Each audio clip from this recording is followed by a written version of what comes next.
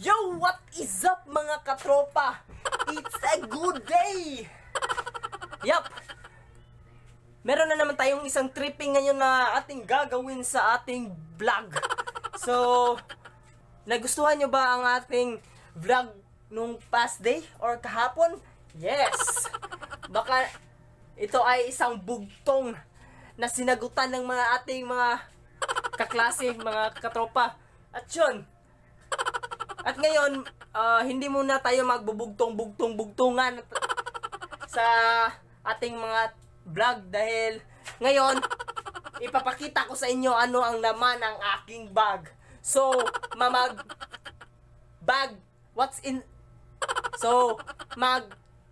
what is inside my bag challenge tayo. So makikita nyo kung ano at ano talaga ang mga nilalaman ng aking bag, mga katropa. At yun na nga, atin ang simulan ang gaguhan natin sa ating bag in 3, 2, 1. See ya guys!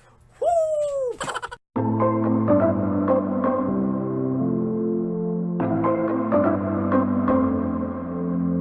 So, atin ang simulan ng ating mga katartuluan sa ating bag mga guys. So mga katropa, ito na ang aking mahiwagang bag. So, masyadong bulky itong bag na to dahil nandito lahat ng mga gamit ko sa paaralan ko guys. So ito. Gusto niyo na bang malaman ang mga nilalaman nito? I'm sure alam niyo naman ito eh. So, let us start. For item number 1. Pero bago ang lahat, atin mo muna tong buksan. Parang unboxing lang to dahil mukhang surprise ito para sa inyo. Pero sa akin hindi na. So, item number 1. Oops. Alalun. So, ito. Jacket guys, jacket. Alam naman natin na kailangan tong jacket sa malalamig na panahon. Pero dito sa Pilipinas, uso ang jacket sa mainit na panahon, di ba? So, jacket pang sangga sa init. Yun naman talaga ang sakit nating mga Pinoy, di ba? Sa tuwing mainit, yun ang pang-uso ng pang-jacket or umuuso ang magja-jacket. Pero kung malalamig is naka-sando lang tayo. Ano ba? You know? Talagang kabaliktaran tayo sa katotohanan na kailangan natin ng jacket para sa malalamig. So, next item. Item number 2. So, baon na may isda. So, hindi ko pa nakuha to. So, kahapon pa tong baon ko na to. Talagang hindi uso makalimutan yung baon natin, di ba guys? Hindi natin nasa isip na yung baon pala natin is nandito pa sa ating bag. Kung kailangan natin gagamitin, yun pa ang paghuhugas nito. Tulad lang ng mga jowa nyo. Kung kailan kayo kailangan nila, yun ang oras na nagpaparamdam sila. Nalimot na nga ba?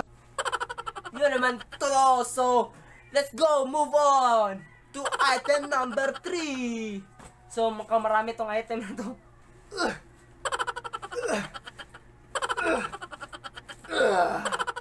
Libro guys, libro. Yes, kailangan natin ang libro sa ating pag-aaral guys. Lalong-lalot na is engineering student tayo. Kailangan natin mag-review. So, ito ay isang beginners intermediate algebra. So, nagre-review ako sa aking mga past lessons guys dahil talagang kailangan kang mayroong prior knowledge sa English. So, prior knowledge sa algebra. Tulad na lang ng mga jowa nyo. Kailangan nyo munang malaman ang totoong sino sila para hindi ka masaktan sa huli. Nalimot na nga ba?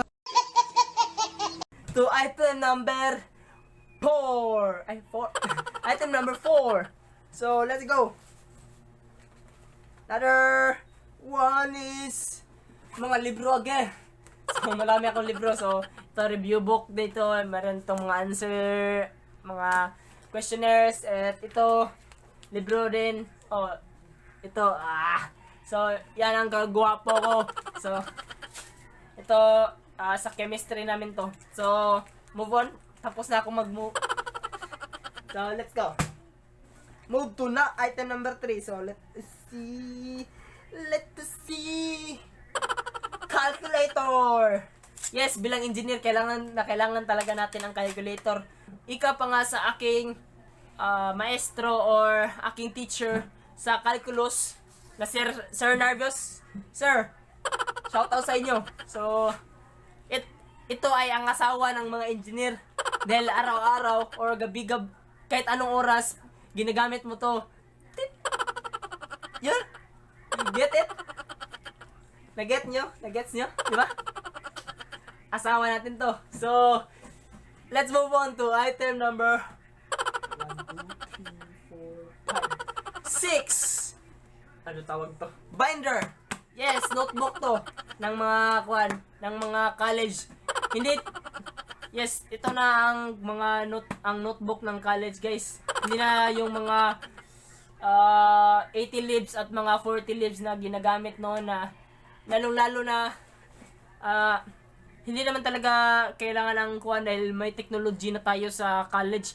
Pwede na tayong gumamit ng cellphone at saka laptop na pang notes mo.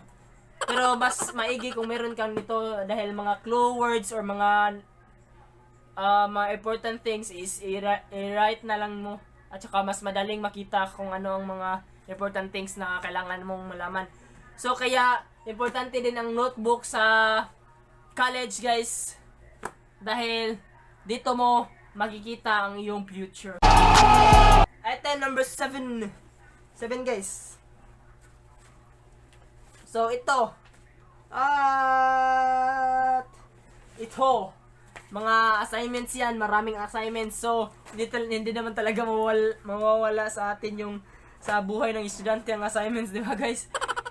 Kahit nga isang arong holiday is bibigyan pa tayo ng assignment ng mga teachers natin.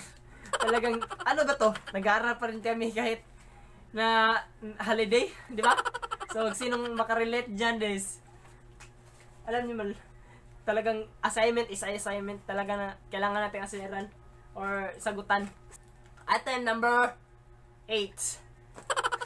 Nawala na ako ng energy. So, item number 8. So, wait. So, wala nang meron pa. Meron pang isang libro. So, differential calculus, guys. Kailangan natin ito sa engineering. So, mga calculus, sinong makakarelate dyan nag-aaral ng calculus, talagang mahirap ito. So next, ito ang importante, guys, hindi natin kailangan mawala sa bag natin, ang Biblia. Yes, itong bagay na to is the only thing na makapag-strengthen sa inyo sa tuwing nangangailangan kayo ng hope. Sabihan nyo lang ang Diyos kung ano ang mga problema nyo.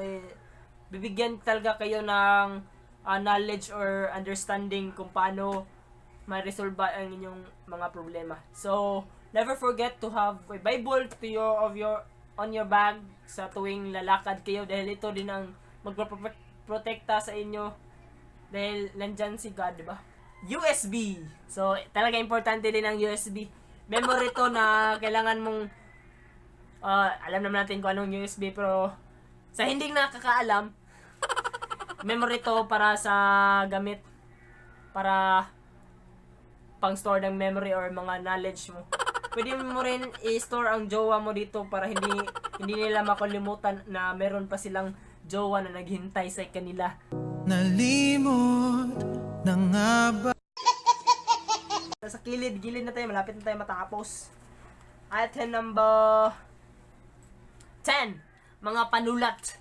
Yes, guys, kung wala kayo nito, marami talagang problema.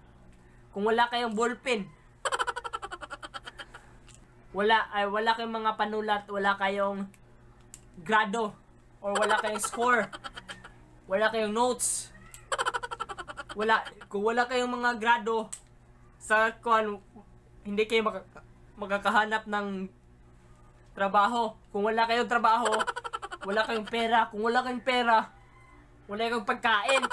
Kung wala kayong pagkain, magugutom kayo. Kung magugutom kayo, madededs kayo. Kaya wag niyong kalimutan ang ballpen. Guys, wag niyong kalimutan.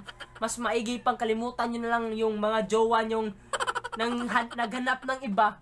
Nalimot na nga ba?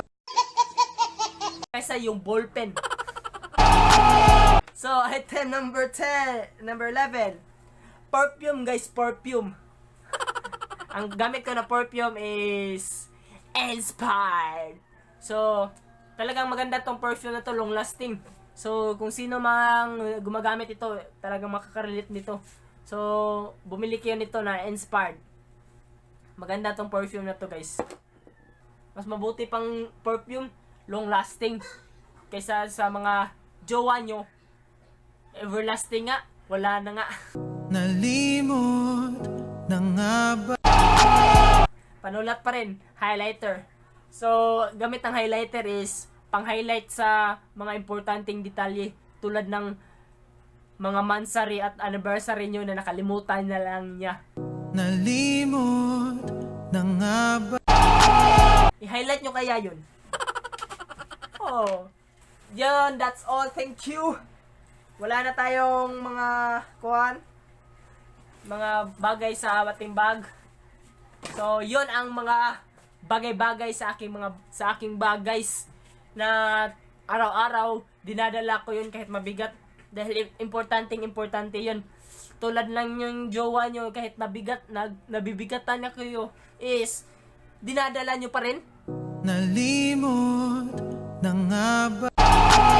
Enough sa hugot, mga guys. So, if you happen to love this video, click the like button, turn on the notification bell, and subscribe to my channel para ma-update kayo sa mga videos na i-upload ko pa sa aking YouTube channel. Huwag nating kalimutan ang ating mission sa ating vlog guys, na savings. So, ito na nga ating mga savings, guys, na ginagamit na ating vlog revenue, or mga kahit wala pa akong sweldo sa vlog ko sa inyo, is mabuti pa na lang na merong point sa ating vlogging, na merong purpose, na kahit ang main purpose nito is magpapaligaya sa inyo mga katropa, is meron din akong purpose sa aking vlog na para sa akin na makakasave.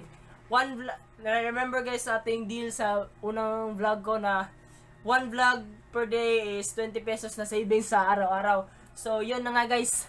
Ito na. Witness kayo sa aking paglagay nito dito. So, this is my fifth vlog na i-upload. Kaya 20 pesos na ang aking linagay dito. So, stay tuned sa i-upload ko pa ng mga vlog sa aking YouTube channel. And this is your host, Cebuano Vlogger. And in 3, 2, 1, para sa you guys. See you next time. Woo!